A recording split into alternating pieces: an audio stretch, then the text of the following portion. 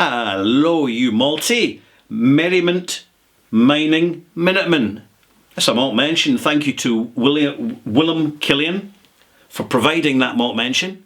Welcome, malt mates, to the bothy. I'm Ralphie. I am your whisky review host. I'm your malt mate, and what I do is, of all these decades of experience that I have around single malt whisky, and it's been a fascinating journey, and I feel an enormous sense of privilege that I've been in the right place at the right time, living in Scotland as I was for many years, to experience firsthand the zeitgeist of complete disinterest in whisky in the 1980s to the great whisky revival that we're seeing happening in the 2000s, going right into 2020s. I'm still surprised that people are paying as much as they do for what they're getting, but it doesn't appear to be restricted to whisky. It applies to fancy watches, fancy luxury items, fashion, houses, and I think one reason for this is because in the age of easy debt, particularly between 2010 and 2020, where global interest rates were so low that people found borrowing very, very easy, and it became normalised. And I'm very much aware that people have borrowed money to buy whisky, to invest in whisky, and I have to just urge some caution to you folk. Please take a reality check. Please step back, as I've done on several occasions, and just looked on in disbelief at just how much fancy high-end liquor is appearing all around the world at a phenomenal rate and significant volume. And I'm wondering what's driving all this. One of the reasons is that people are spoiled for choice, and also people are migrating away from the mass consumption of poor quality volume alcohol to the far more selective and discerning consumption of better quality stuff, whether that stuff be Scotch whisky or bourbon or rye or rum or even vodkas.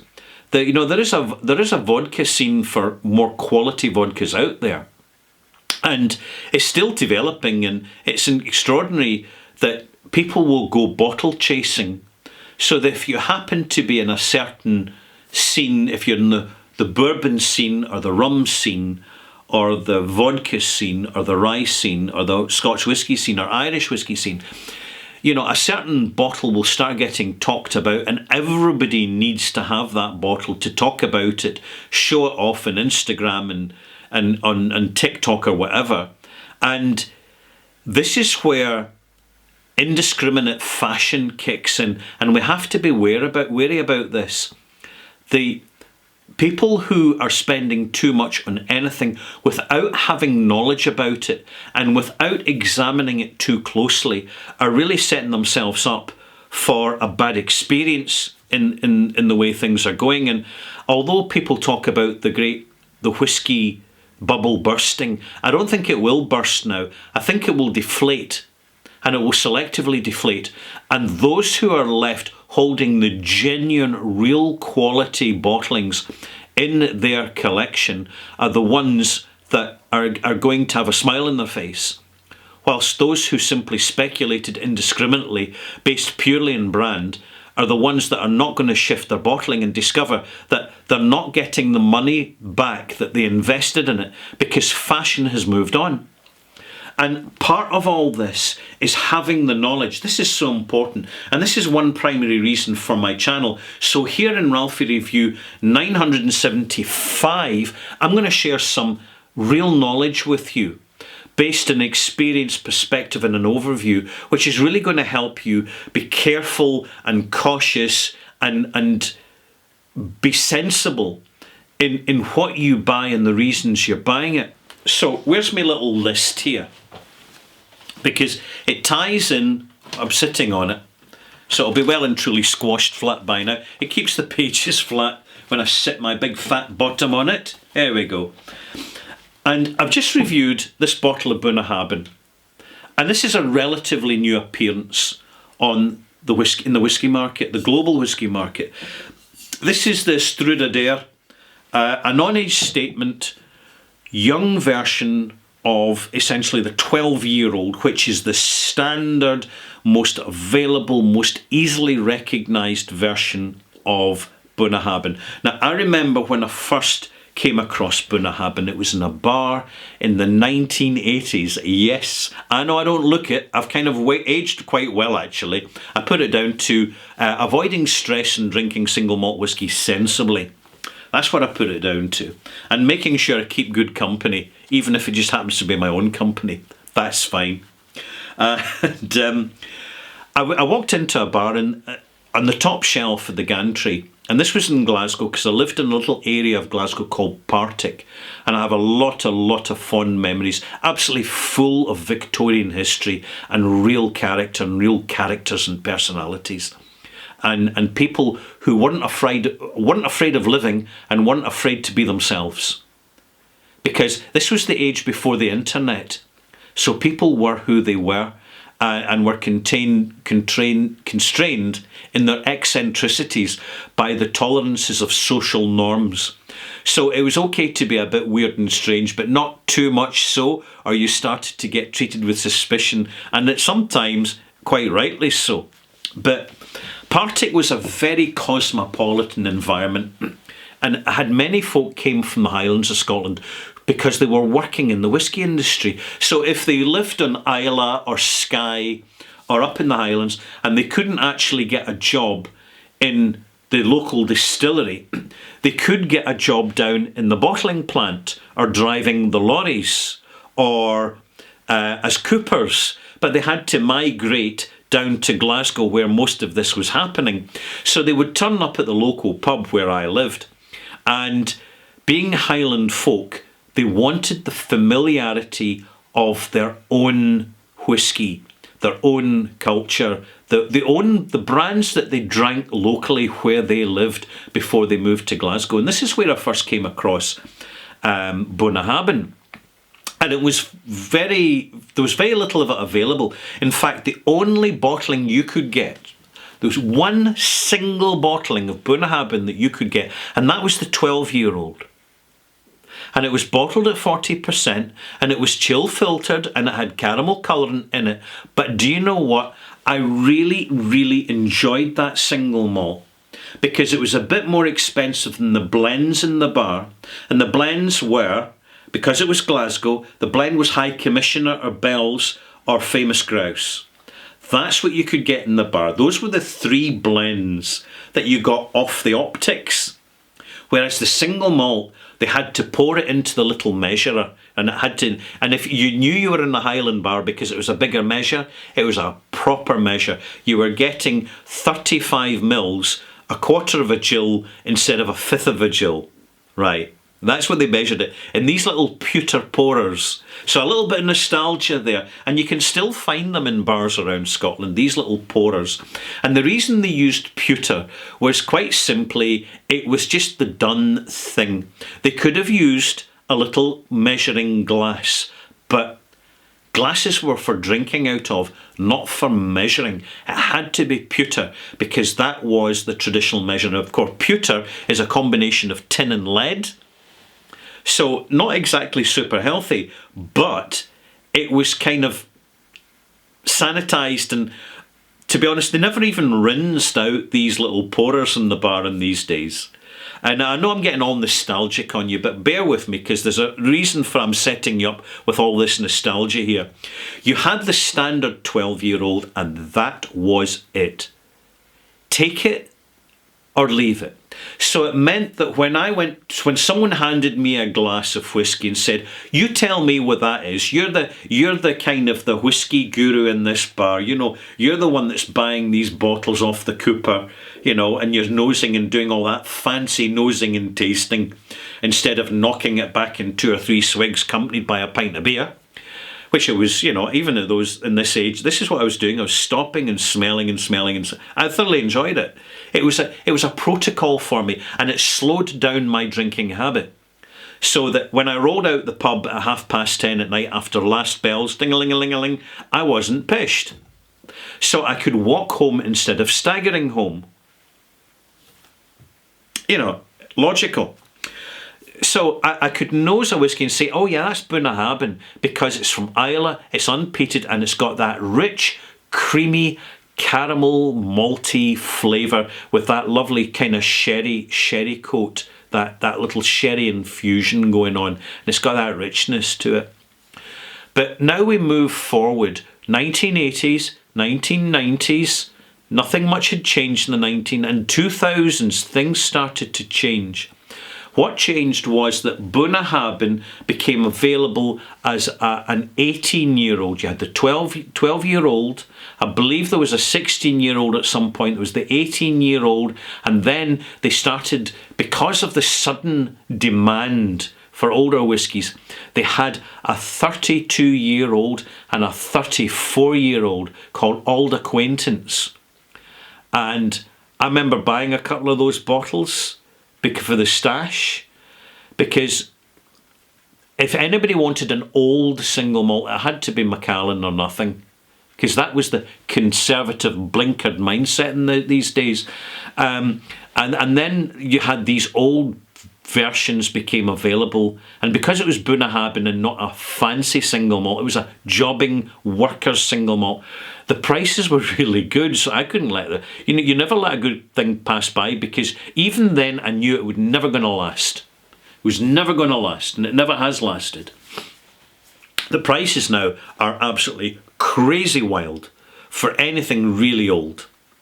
But in those days, they were accessible. Sure, it was a stretch, it was a bit of a reach, but it was one I was prepared to make. And sure, I opened one bottle to celebrate my father's wake and shared it with people who knew nothing about whiskey, but they kept coming back for more because they knew whatever it was really, really good stuff. And sure, the situation was appropriate for that quality of bottle. But now, what, 85, 95, 2005, 2015, coming up to 2025, we're not far off it. We're talking almost 50, we're talking over 40 years later. 40 years, everything has changed.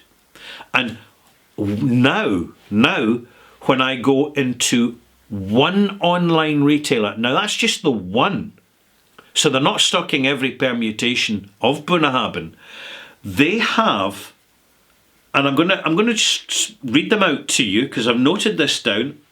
You've got the 12-year-old cask strength. This is all Bunnahabhain, folks. So bear with me, because this is going to blow your socks off. 12-year-old cask strength, excellent. The 18-year-old, the 25-year-old, the 30-year-old. Now, we're only just warming up here, because you've got the 2013 7-year-old Bordeaux matured Moyne. You've got the 1997 matured Moyne version. You've got the Anne Clarach sherry matured, the Struder sherry non-aged statement. You've got the Toichada, which is the peated version of Bunnahabhain, which never used to exist. It's a non-aged statement. You've got the Anna 10-year-old sherry port expensive version. You've got the Canasta for Fee Seal. You've got the Manzanilla 1998 for Fee Seal. You've got the Anne Arig Fee Seal version. You've got the they've got the 1980s 12-year-olds still available. So, in fact, contemporary official versions of Bunnahabhain, you've got 13 to choose from. And I remember when there was only one. And with these 13 versions, you've got port, sherry, bourbon combinations, manzanilla, peated, canasta sherry versions. So in this moment in time, you hand me a Bunnahabhain blind and say, Ralphie, what is that? Do you know, I'm really struggling to tell you, because with so many single malts, there's so many permutations now that never used to existed, that you're not trying to guess between 100 different single malts anymore. You're trying to guess between roughly about 10,000 different permutations of 150 single malts. It's virtually impossible in these days. And then we get to the independent bottlings of Bunnahabhain, which are available, again, just one online retailer in the UK. How many are there? 28. Seriously, 28. That means that I can go to an online retailer who's not carrying the full variety of Bunnahabhain, and I've got an option of 51 different bottlings. 51. And it's likely that this is going to grow even further. So, I'm not just spoiled for choice when it comes to Bunnahabhain. I'm actually confused by choice, and so are you. And this is why when we start with a single malt, we're actually better to invest in the stock standard, ubiquitous, generally available permutation, just to help us get our bearings before we go any further into all these dazzling varieties of permutations and versions. I mean, it's putting Heinz with their 101 varieties, it's putting Heinz to shame now with the 101 varieties you get in single malts. And particularly in independent bottlings, you know, with Tullybarden, for example, or Ardmore, or Strathmill, you know, these kind of, the ones that are actually available to independent bottlers to buy at a commercial price rather than investor's rate, so they can actually bottle it and sell it at a reasonable price. You know, the whole different, because there's so many single cask permutations, and single casks can vary so significantly between the single casks, it's actually getting bewildering for us now. So be aware of that even within one brand now, you get so much variety that simply never used to exist. And now, where do you start? And my simple, practical, to the point advice is, start at the beginning.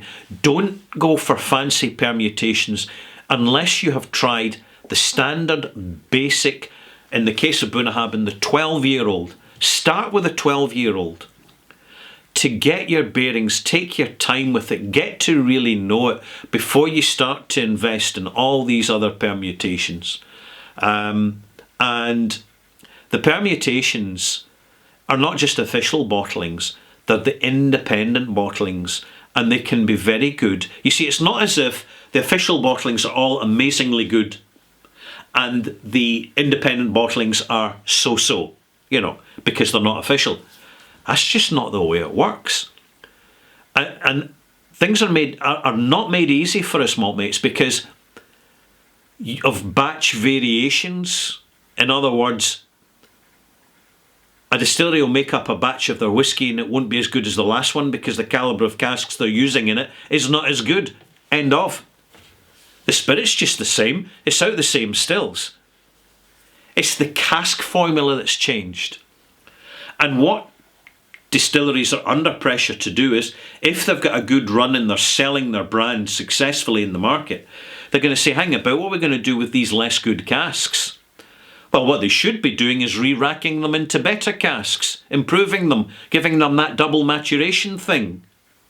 Or marrying a batch of whisky together into fresher casks just to give it a lift before they put it out there after bottling it, selling it to the customer, so as they don't disappoint people and disrupt the continuity of their brand experience into the markets.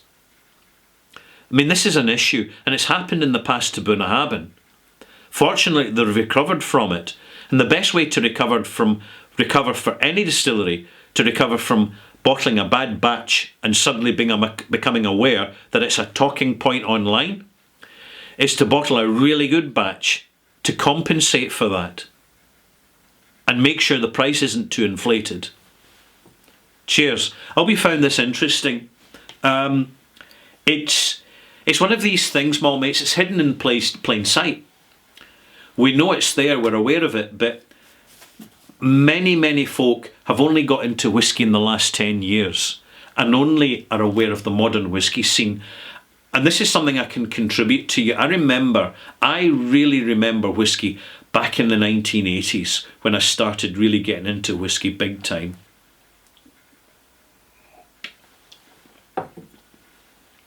And the reason I'm showcasing Bunnahabhain as my representative example of this as a single malt brand is because I really started with Bunnahabhain when I'd finally got fed up of drinking rum and tonic water with ice in it. It was Bunnahabhain that got me going, and I remember it was my father that bought me the first bottle of it as a wee visiting present. There you go.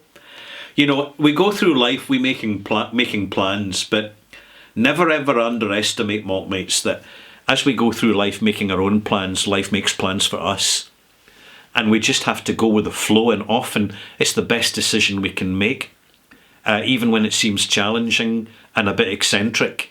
And I remember people were, quote unquote, taking the piss out of me in the old days when I was buying these bottles of whiskey, all these unusual bottles of whiskey, and I'd open them and they'd last for about a year before I finally finished the bottle.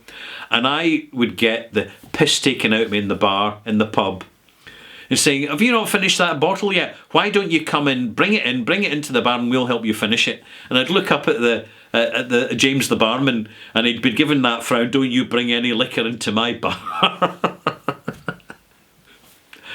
It's a wonderful thing for nostalgia, you see, alcohol, whiskey. And I'm going to conclude in this because whiskies, the effects of alcohol is that it puts nostalgia through a clear lens. Nostalgia becomes more in focus because it's empowered by mild intoxication. And all of us have fond memories of bar nights and locked door nights in some bar or some bothy in the Highlands where you had a really good single bottle of whiskey. And as much as we had the companionship of a few friends, the bottle of whiskey was another companion sharing that event with us. It was consumed, it was enjoyed. Some drank a lot more than others, but it didn't matter because the conversation was flowing as generously as the whiskey was flowing. And sure, it would get silly, you'd get some stupid conversations, but it was all good-natured and it was good fun. And it never took itself too seriously. And this is the one thing that we've got to be aware with whiskey is you do get some people that take it all terribly, terribly seriously because they're invested in their collectors and they want to know more than other people and have the bragging rights to be the first to grab this bottle of bling brand stuff. But just enjoy it. Keep it sensible, keep it practical, and just be aware of the history of whiskey. And you'll find that in whiskey books, actually. And it gives context, it gives more substance and meaning to what we're drinking, particularly, and this is so important, particularly when we start going to auction and buying these yesteryear brands, because no other commodity lasts, unless you're buying jewellery, of course, lasts like a bottle of spirits. It can go on for hundreds and hundreds of years if looked after properly. And I'm not talking wine. Wine will deteriorate. It will not last. Many of these fine old vintage, veteran, historic bottles of wine, once they're opened, they're oxidised, they're gone, they're finished, they're a disappointment, they're a huge waste of time. Whereas with spirits, some of these incredible old cognacs that are 150 pre-phylloxera cognacs, which are around, and some of these ancient rums which have survived, which are very hard to find. These are history. These are a genuine connect, physical connect with the past in terms of smell and taste, and that's what's remarkable about spirits. And this is what we all may have the opportunity, if we make and create the opportunity of participating in and connecting with in the future, depending on our budget and depending on our ambitions. So, I hope you've enjoyed this little monologue. I'm done here.